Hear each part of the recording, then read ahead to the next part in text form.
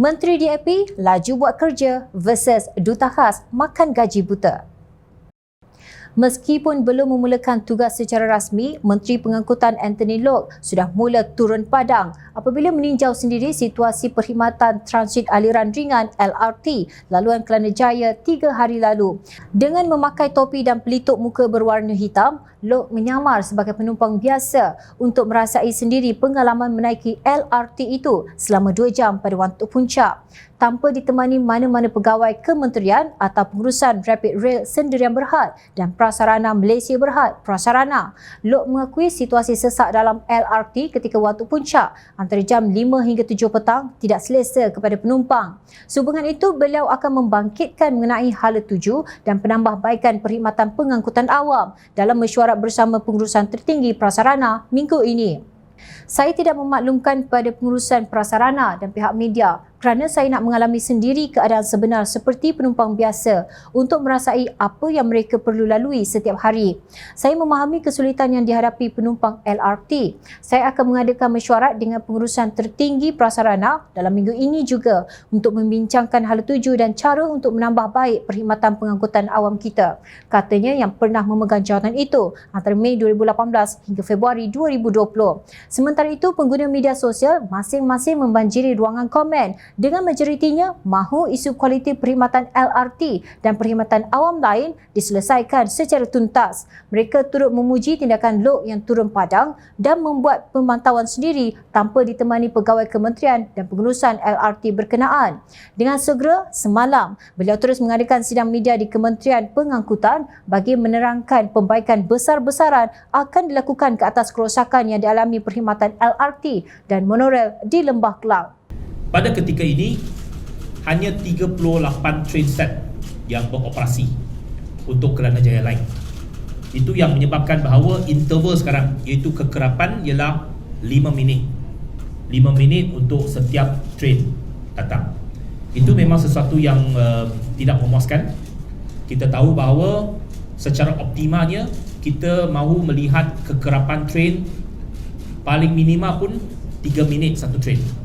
Itu adalah sasaran kita. Untuk kita mencapai 3 minit, kita perlukan 48 set.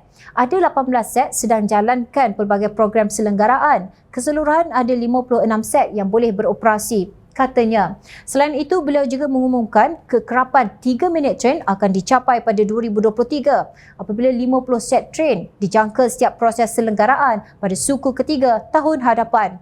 Loke juga mengumumkan prasarana telah membeli 19 unit set kereta api. Set pertama akan beroperasi menjelang Ogos 2023. Dalam masa yang sama, lift dan tangga bergerak akan diperbaiki secara menyeluruh pada tahun hadapan dan akan memudahkan golongan tua serta OKU menggunakan perkhidmatan tersebut.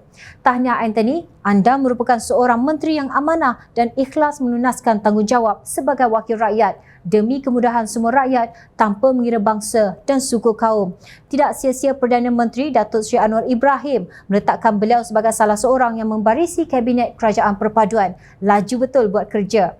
Sekejap, ingatkah anda pada 2 April 2020, sejurus selepas langkah syaratan, Perdana Menteri Perikatan Nasional Tan Sri Mahyadin Mat Yassin telah melantik Presiden PAS Tan Sri Haji Abdul Hadi Awang sebagai Duta Khas Perdana Menteri ke Timur Tengah bertaraf menteri demi membalas jasa kerana bersekongkol menjatuhkan Kerajaan Pakatan Harapan. Inilah watak yang kononnya dikatakan akan berperanan memperkukuhkan hubungan dua hala antara Malaysia dan Timur Tengah. Begitulah hebatnya kerajaan tebuk atap ketika itu membelanjakan duit rakyat untuk menanggung gaji dan elang duta khas yang sebenarnya langsung tidak diperlukan. Malah kaki ponteng parlimen dan goyang kaki makan gaji buta. Sepanjang Hadi bergelar duta khas, apakah yang dibawa untuk Malaysia? Apa krisis umat Islam sedunia yang didamaikan oleh beliau? Kita tiada jawapan, hanya kedengaran bunyi cengkrik, krik-krik. Jadi para penonton, anda nilailah sendiri. Menteri DAP yang difitnah dan disebar luas sebagai pembunuh bangsa Melayu, pemusnah institusi raja, kini terbukti bekerja lebih laju demi rakyat, walaupun ketika itu masih belum berkhidmat secara rasmi. Manakala pejuang Melayu Islam yang melalak ke sana dan ke sini, kononnya nak jaga negara, bangsa dan kemuliaan Islam, hanya tahu goyang kaki bertahun-tahun, makan gaji buta, tanpa rasa malu dan bersalah, langsung tidak memberi manfaat kepada negara. negara. Justru antara Menteri DAP yang laju buat kerja versus Duta Khas Melayu Islam yang hanya tahu menteka darah gaji buta, siapa yang lebih bermanfaat? Ingat, rakyat sentiasa memerhati.